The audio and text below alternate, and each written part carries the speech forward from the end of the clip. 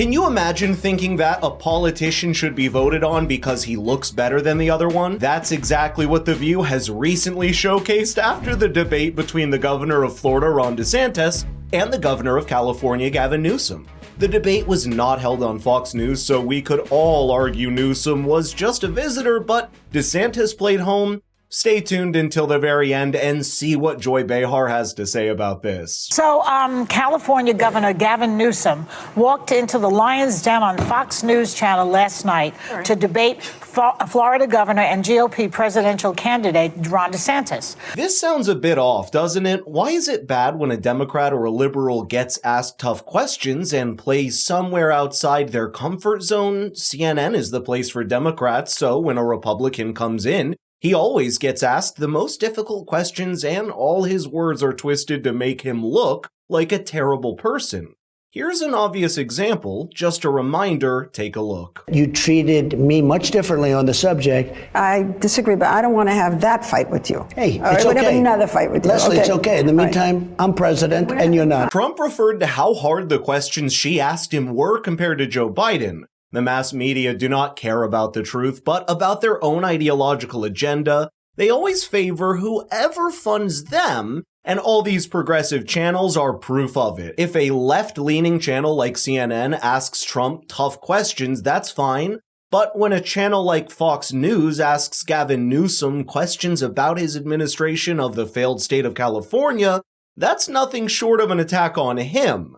That said, let's keep watching what the View panel has to say about this whole situation, or rather, let's see a bit of what the debate between DeSantis and Newsom was like. You're trolling folks and trying to find migrants to play political games to try to get some news and attention so you can out-Trump Trump. And by the way, how's that going for you, Ron?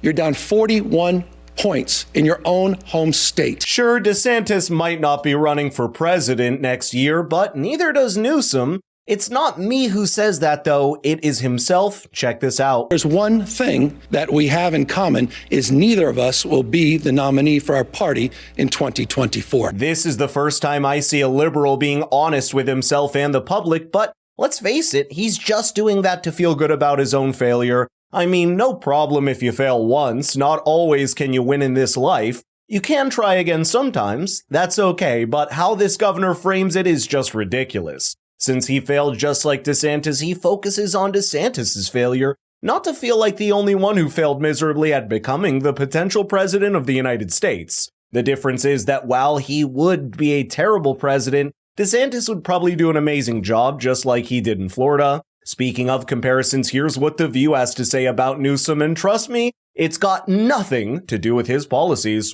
Check it out. And Gavin is Gavin is telegenic and better looking. Let's face it, he's better looking, like taller. He's taller, and the white teeth. I was very white. His teeth are startlingly white. So here's where my question comes in. Are we talking about politics or just how handsome this man is compared to DeSantis? I mean, to each their own, I guess, but this looks a little bit off topic if you ask me.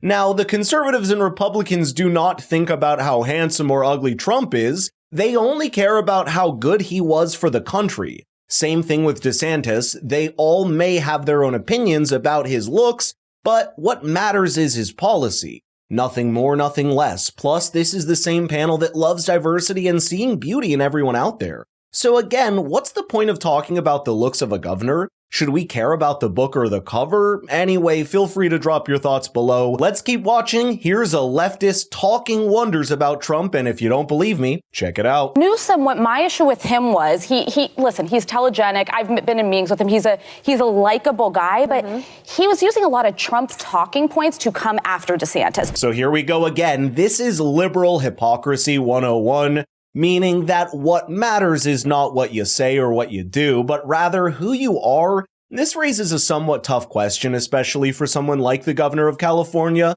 Will he be ostracized if he were to build a wall to prevent Mexicans from coming into California? Or will he be applauded for protecting California against foreign invasion? That's some food for thought. For now, whatever the case may be, drop your thoughts below, and we'll see you in the next video. Peace out.